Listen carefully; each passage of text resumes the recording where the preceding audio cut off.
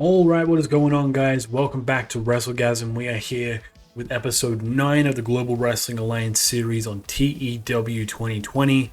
And it's a very special episode because it is our very first developmental show. We've set this up a couple weeks ago in-game. We finally have a roster together. We're about to run our first event. And I've settled on a name, finally, after several episodes of trying to figure out a name. We've gone with North American Championship Wrestling. And I like this name because, I love when wrestling companies have a theme, especially like a cool concept. But we're talking early 90s when that wasn't really a thing. They were all very traditionally themed companies. And so I kind of wanted to stick to that vibe. So NACW, North American Championship Wrestling, is what we've gone for. The kind of underlying connotation with it that I really like is we're starting as an insignificant company. We're pretty much as small as you can get in terms of size. My goal is to try and build this company as high as I can and take over North America. Obviously, a bigger goal would be to take over the world, but that's what we've got our parent company, the GWA, to do. So we've got our first show here tonight. I'm very excited to get into it. Admittedly, I don't have everyone I want on the card. If you have a look here, absent workers, Finley's not available, and one of our referees is unavailable as well. We had people busy on every night of the week, we really did. So this was a struggle to try and fit into the schedule, but this was the best night we could do. We're on Tuesday, week 4 of February. The other two people we don't have are Sabu and Jeff Jarrett. They haven't yet signed, but we're waiting to hear back from them, and with any luck, they'll come through. But yeah, NACW Live number 1. We are coming live from the American Legion Hall, which I'm sure a lot of you guys will know that is the home of PWG, Pro Wrestling Guerrilla. I thought that'd be a very cool spot to host NACW from. That can be like the home venue, like consistently for NACW. As you can see, we're expecting 127 fans. That's with very cheap tickets. And the Legion Hall has a 400 person capacity, so we're going to grow into that capacity over time. So that's the plan.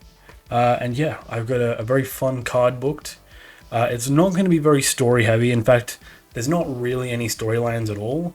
I did technically set up one storyline in the game just because our product requires it, but NACW isn't going to be story heavy in general. It's just to kind of showcase our developmental talent. So yeah, with that said, let's jump into the show. Alright, so we've stuck 134 people into the Legion Hall. We start with Paul Jones. He reveals himself to be the general manager of NACW, appointed by Nick Bockwinkel and the GWA board of directors. You will see no characters from him. He's just here to help show off the future stars of pro wrestling to the world. He is confident that the men and women on tonight's card will be making their way to GWA television before we know it. But this is just the first step. Welcome to NACW. Now, I'm going to be completely honest right off the bat. I don't know Paul Jones that much. In fact, before this, I didn't know him at all. I tried to do some research before booking this show.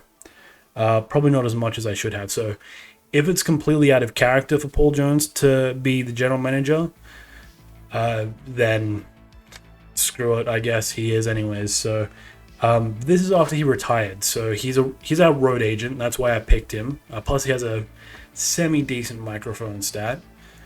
And so I thought, if he's retired, he's not going to be playing a character that much. He can just kind of be that authority figure. So again, if he doesn't fit into that role, for anyone who's actually familiar with him, then I do apologize, but from a game perspective, I think it works out. So yeah, Paul Jones is our general manager. One other thing, as you can see there, Don Callis is there. He's one of our commentators. We've got Don Callis is our commentator and Scott Hudson is our announcer. I did have Kevin Kelly on the announcing team originally, because I am a big fan of Kevin Kelly in real life, but in this, his announcing stat is a lot lower than the other two, so I decided to take him off because it also means we're spending less money, which I know GWA kind of covers the costs for NACW, but we do still want to try and be cost effective with this, since there's not a whole lot of money in NACW to begin with. So, but let's move on to the first match. In a decent match, Taz defeated Al Burke in 10:53 by submission with a, I don't know how to pronounce that. But yeah, Taz gets the win. 28 rated match. That doesn't sound great, but we don't know what the kind of average is going to be for this developmental company. I know Taz is going to be a big thing for us, and I want to start building him up, but he's listed as unimportant to begin with, so we got to kind of get him there. When I was booking this, in my head, it was a squash match, and Taz just kind of slaughtered Al Burke. But for game purposes, I would rather have a decent match because, you know, why not? Taz gets the win in the very first NACW match. I did realize after booking this show, pretty much all the guys that I'm trying to push are ECW guys. So, you know, that kind of gives you an idea of where we're heading with this. I'm not going to go for a hardcore theme, but there are going to be a lot of ECW guys, so it is what it is. We have a backstage promo from Brad and Brian Armstrong. This is just a very kind of straightforward promo, nothing too special. They're in the main event match tonight against the Brood, who we're going to be introduced to in just a little bit. And the keynote of this promo, other than them establishing themselves as the babyfaces in the main event, is that they want to try and right the errors of their brothers Scott and Steve Armstrong in the GWA. So if you guys remember Scott and Steve Armstrong, I think it was Steve Armstrong, I'm not sure, had a rivalry with Jerry Lawler, got backstabbed by Austin Idol, and then got kicked out of the company. Scott tried to defend his brother's honor and just got destroyed as well. So the Armstrongs haven't done too well in GWA. So now the other two brothers, Brian and Brad, are here to try and cement the Armstrong name in the annals of wrestling history. And NACW is just the start of their journey. So yeah, the Armstrongs are the trying, you know, Brad and Brian are trying to be like the forefront of their family, basically. In a bout that had decent wrestling but non-existent crowd heat, Ultimo Guerrero defeated Ace Dorado Jr. and Reaper in a triple threat match in 11:52 when Ultimo Guerrero pinned Ace Dorado with a Guerrero special. Ultimo Guerrero carried the match. Ace Dorado was the weak link. Yeah, this was just kind of like a special lucha triple threat exhibition. One that I was quite excited to book. And, I mean, I kind of expected Ultimo Guerrero to be the ace of this match. But, yeah, pretty differing performances there from those three. So that's really interesting to see. But a 37... I'll take it. Decent wrestling, but not always in crowd heat. So that gives you some idea of where that comes on our kind of scale, I guess. But yeah, very happy with that. Chris Candido, he's backstage, and he is joined by Terry Power, who I believe she was Tori in WWE. She's going to be his manager, and they cut a backstage promo. Candido's having a match tonight with Too Cold Scorpio. Again, just a very kind of simple promo, nothing too noteworthy, but it kind of establishes Candido as like the leading cocky heel in NACW. Now, obviously, Terry Power isn't Tammy Sitch. I don't need to explain that, but Tammy's not in the database, and even if she was, I'm not entirely certain I would want to use her, you know, for obvious reasons.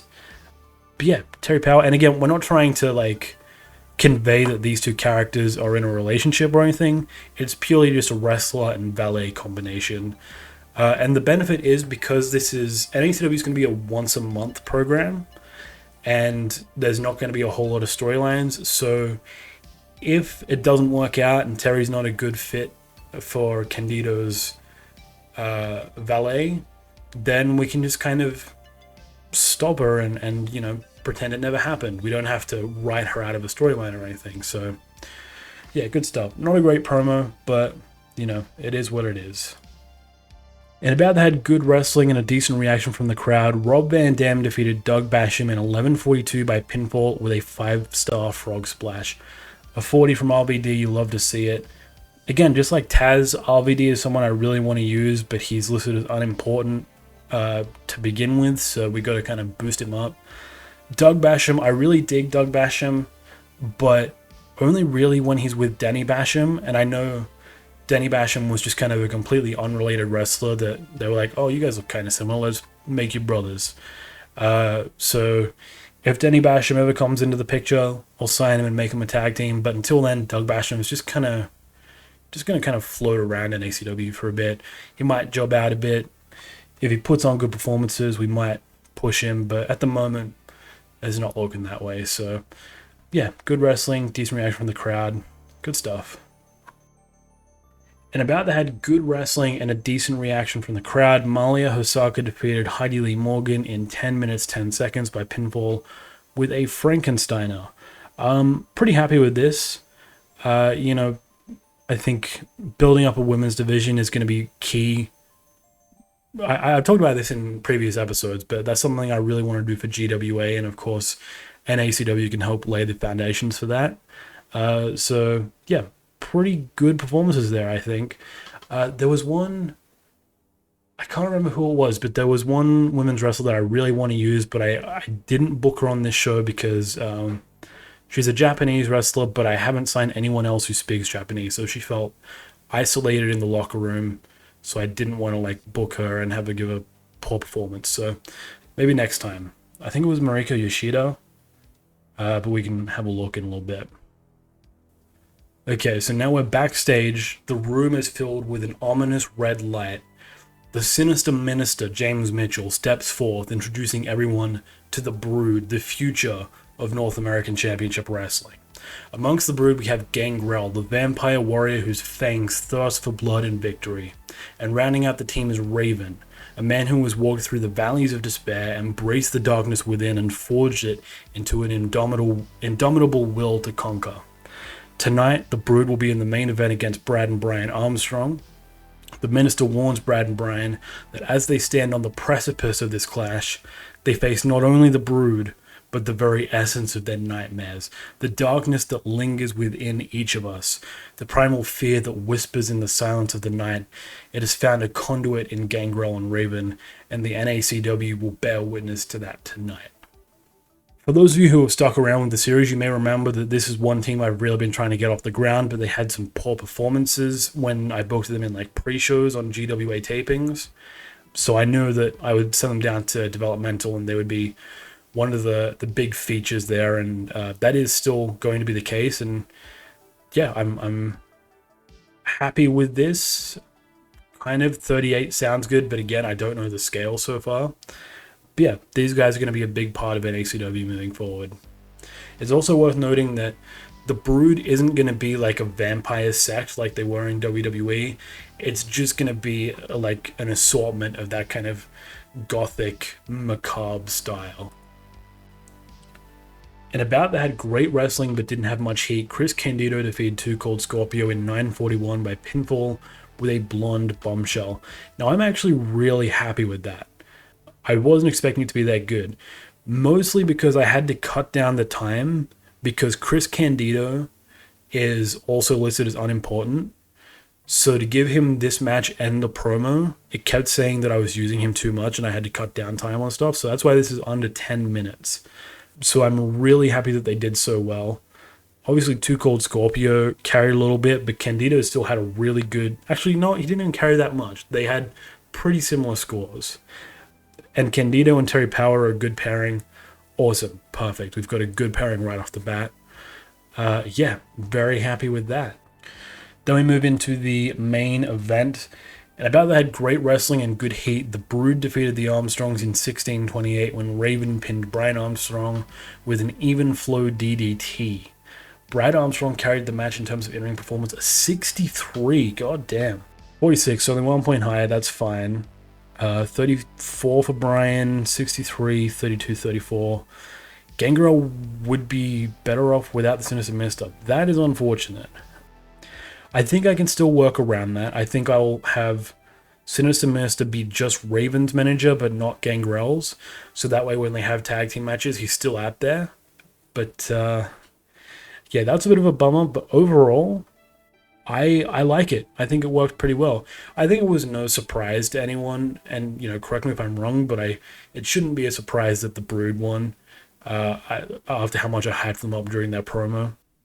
Pretty good main event. I'm happy with that. Okay, so we get a 42 overall.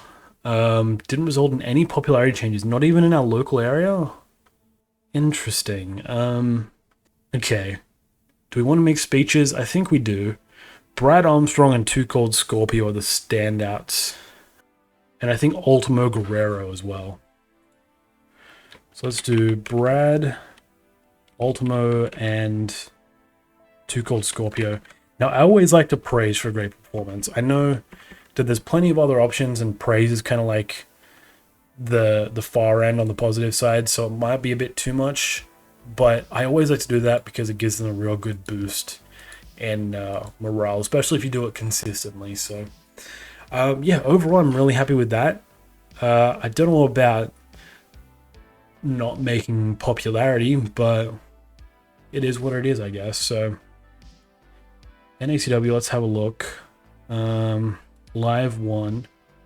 Extremely positive. It was apparently a great show from them. Good stuff. We did lose quite a bit of money because I did up the production a bit, but not too much that it would be a big issue for GWA to cover. But overall, yeah, I'm very happy with that.